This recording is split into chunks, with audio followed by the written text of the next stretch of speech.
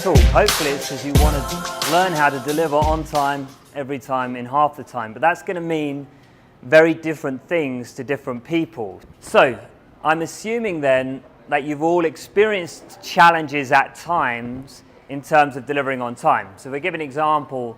How many times do you read about projects, no matter how many billions they throw at it, the project still gets delivered late? But there is an answer, right? These things aren't impossible, okay? So we're going to go through all of this today. So what is possible?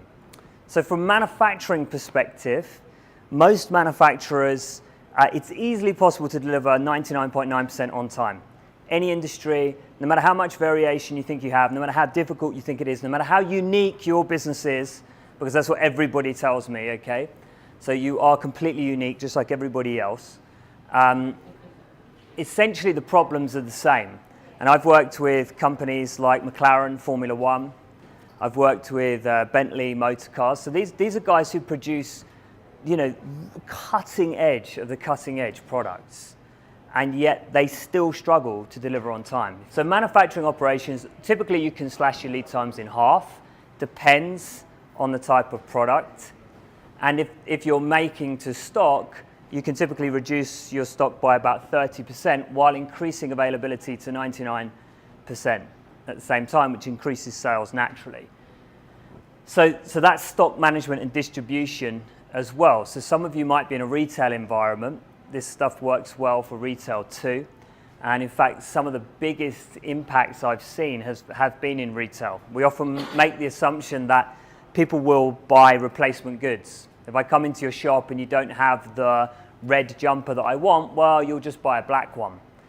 That's not true. If anything, it really annoys me as a customer, and then I stop coming to your store. So NPI and product management, so some of you in new product introduction, typically you can shave about 25% off your project cycle times, but it also depends how you're measuring it. That would be 25% off your plan. But if none of your projects are coming in on time, you're not even hitting your plan at the moment. So the real improvements can be bigger. And I've worked with companies like Honeywell on their product development, applies to software. I've worked for Zurich Insurance, so we've applied it in financial services, because you know, projects are projects. In a sense, they're all the same. The content's very different. Some of the issues you hit are different in terms of their specifics, but actually management of it is the same. And then professional services. So this has been applied in law firms. And in fact, in engineering departments, they've seen up to I've seen 1,000% increase in the rate at which tasks were closed. So some practical steps. I want to leave you with 3 practical steps. Understand your flow from a capacity perspective. You have to understand, if you go in with the assumption there's one area that's holding that flow back more than any other, and you just need to focus there, then you can ignore the 80% of the rest. So identify what holds you back then, and then focus on this area relentlessly until you break through and something else becomes the constraining factor. That's the kind of generic 3 steps you can take.